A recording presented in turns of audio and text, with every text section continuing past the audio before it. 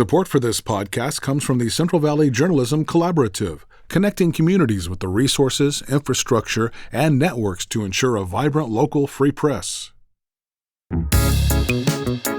From KVPR in Fresno, this is Central Valley Daily. It's Wednesday, August 27th. I'm Sarith Hawk, in for Elizabeth Arkalian. Fresno is in the midst of litigation over a secretive budget negotiation process.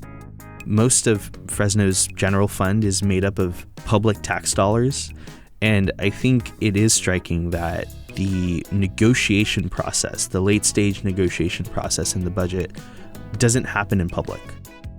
New emails obtained by Fresno Land suggest city leaders had an idea that this process wasn't as transparent as it could be. We talk with a journalist following this story in just a moment, but first, these headlines. Federal authorities have arrested a Fresno businessman.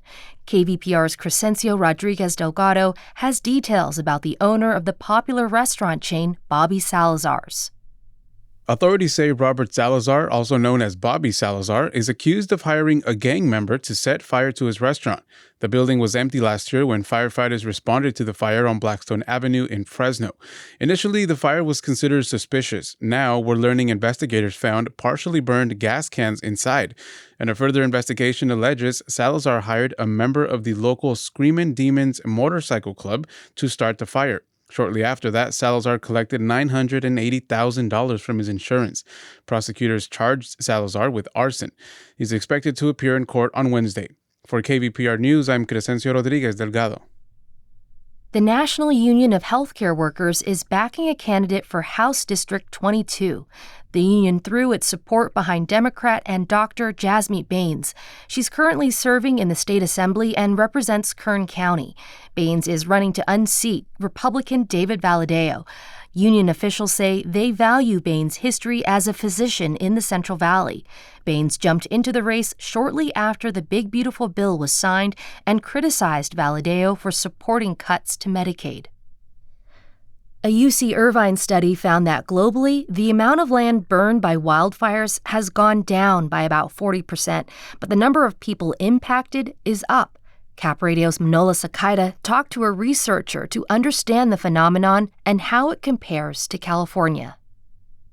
The study found the number of people exposed to wildfires globally has gone up by about 40%. Amir Agakuchak is a UC Irvine civil and environmental engineering professor and an author of the study. More and more people are living or moving to fire-prone areas. So even if fewer acres burn at a global scale, those fires are increasingly colliding with homes and communities. Agakuchak also says California doesn't follow the global trend. Both the amount of people exposed to wildfires and land burned has actually increased. He says climate change is a driver of these conditions, but it's also important for cities to pay attention to how and where they're expanding. In Sacramento, I'm Manola Sakaida. A $300 million mansion in Aspen, Colorado is on the market. It would be the most expensive home ever sold in the U.S., according to the news outlet SF Gate. The home belongs to Stuart and Linda Resnick, the Central Valley farming billionaires behind the Wonderful Company.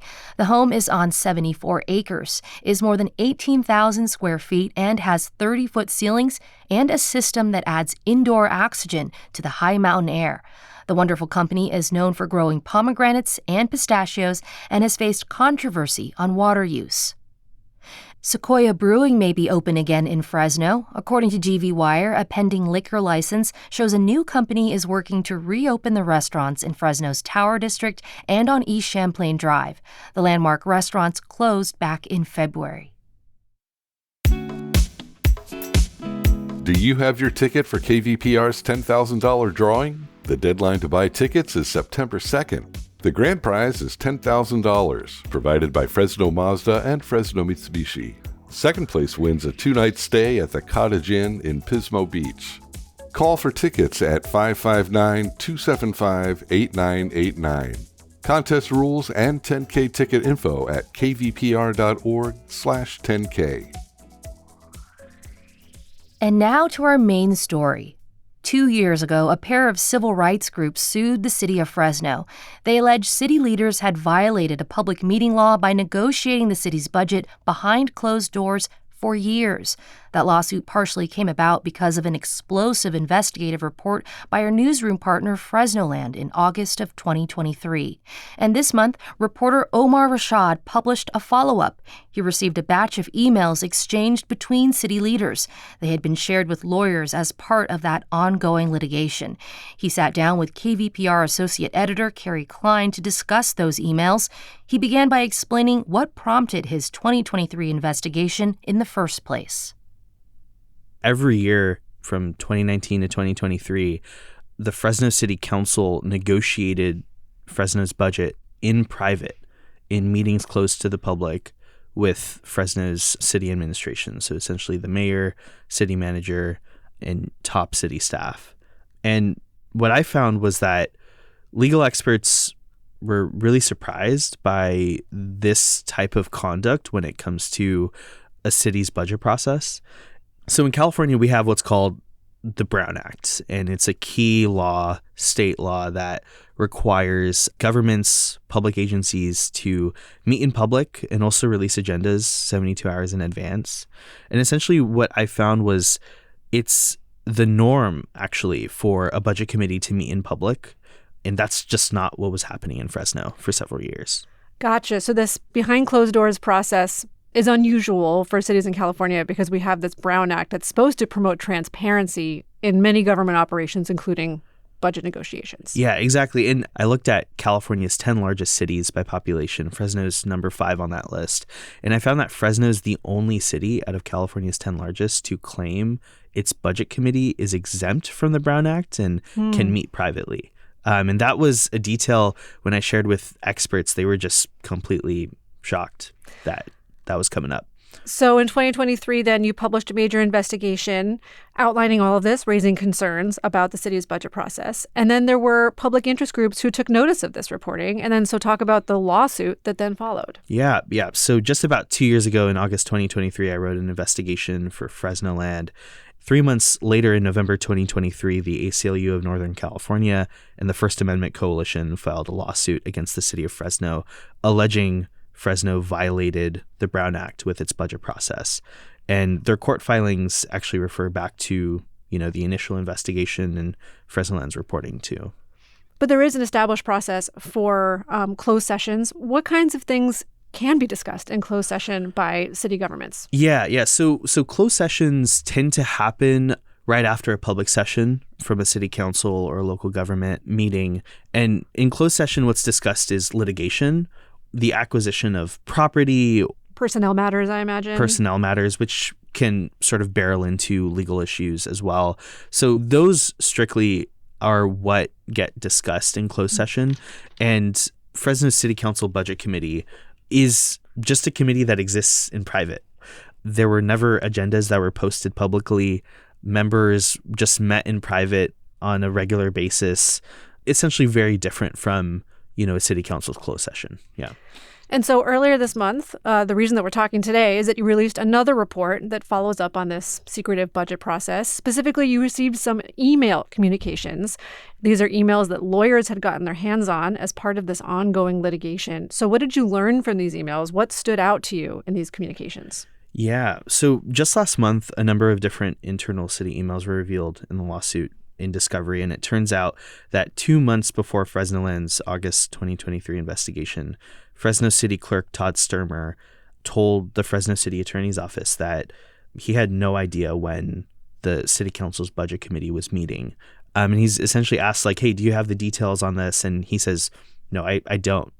And actually, Fresno's budget committee, the council's budget committee, should be meeting in public and be subject to the Brown Act. And this is what the city clerk wrote in these emails. Exactly. And it's slightly stunning to see that in writing 6-7 weeks before we published this investigation. There's an email thread in 2022 with Fresno's former fire chief, Carrie Donis, who said that in all her 19 years, she had never seen a budget process like what she'd saw in 2022, and referring to specifically the fact that the city council passed 92 budget motions with no discussion one day. Another email that was released was how One day after Fresno Land published its investigation, city staff edited the city website to show that the council's budget committee had dissolved in June 2023. Once again, this is happening after the August 2023 investigation, so they're sort of retroactively editing the website. And it turns out that the council budget committee actually met again just a few weeks later. And this is according to more emails that were revealed in court. There's just so much in these emails that really warranted a good deep dive into what we found. Yeah. Wow. And so this might all feel very in the weeds. The Brown Act is not exactly dinner table conversation for most people. Can you talk about why you think this is such an important issue for the public to be aware of? Yeah, I think put simply, we are talking about a $2 billion budget. Every year it increases for Fresno. And just speaking simply to the discretionary part of that budget, most of Fresno's general fund is made up of public tax dollars. And we're talking about, sales tax, property tax, and even in terms of the state and federal funding, those are also public dollars.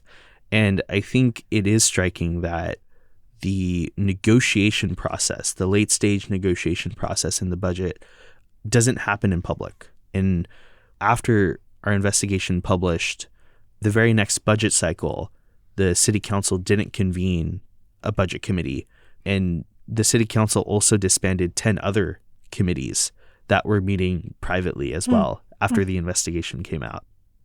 And having the public be aware of all these steps could mean that they know what's on the agenda and can come attend city council meetings and maybe even offer public comment. And then, members of the press and any other watchdogs can also be writing things up after they're discussed in meetings. And then none of that happens if Brown Act isn't being complied with. Exactly. Yeah. The same way a resident can see something on an agenda and show up and talk about it, that's not an opportunity that the public has specifically during this negotiation, during what's referred to as budget reconciliation between the mayor's administration and the Fresno City Council. Yeah.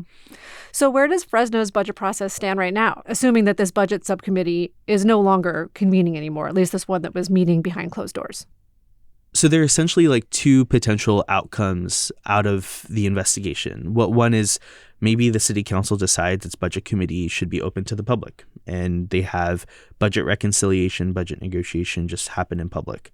Or the other thing is just to actually continue not having that be in public. And so my understanding is that the mayor's administration in 2024 and also in 2025 met individually with council members in order to essentially figure out what are your hangups on the budget? What do you think about the proposal at the moment? And then he just goes back and figures out, does he need to make adjustments or does his team need to make adjustments? So my understanding is that there's no budget committee right now, and that's been replaced with the mayor essentially meeting individually with each council member. Even though they got rid of the behind closed doors, closed session subcommittee, they still didn't make it totally publicly transparent and publicly accessible. Exactly. Accessible is the word. Yeah. Yeah. It's a little tricky to think how the public is served by that. Okay, and so the city of Fresno is still in litigation over all of this with the ACLU and the First Amendment Coalition. What is that trial? What does the timeline of all of that look like? Yeah, so my understanding is that the judge could possibly rule on this case as soon as the end of the year. Sitting here, I can't believe it's 2025. It's been 2 years since the investigation was initially published. It's been, 15 months since the city got sued. But it's possible that we'll see a conclusion pretty soon in the next few months. Omar Rashad is accountability reporter with our news partner, Fresno Land. Thanks for your time, Omar. Yeah, thank you for having me. That was KVPR Associate Editor Carrie Klein speaking with Fresno Land reporter Omar Rashad. You can find Omar's report and more Fresno Land reporting at fresnoland.org. And that's today's show. Have a story or interview idea for Central Valley Daily? We'd love to hear from you. Email podcast@kvpr.org. Today's episode was produced by Carrie Klein, Jonathan Linden, and KVPR, with support from the Central Valley Journalism Collaborative. I'm Sarith Hawk. You can find the latest local news anytime at kvpr.org.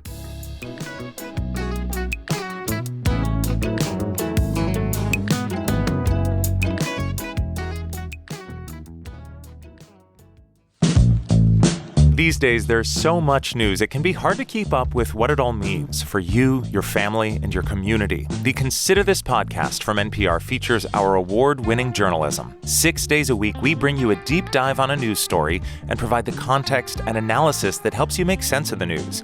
We get behind the headlines. We get to the truth. Listen to the Consider This podcast from NPR.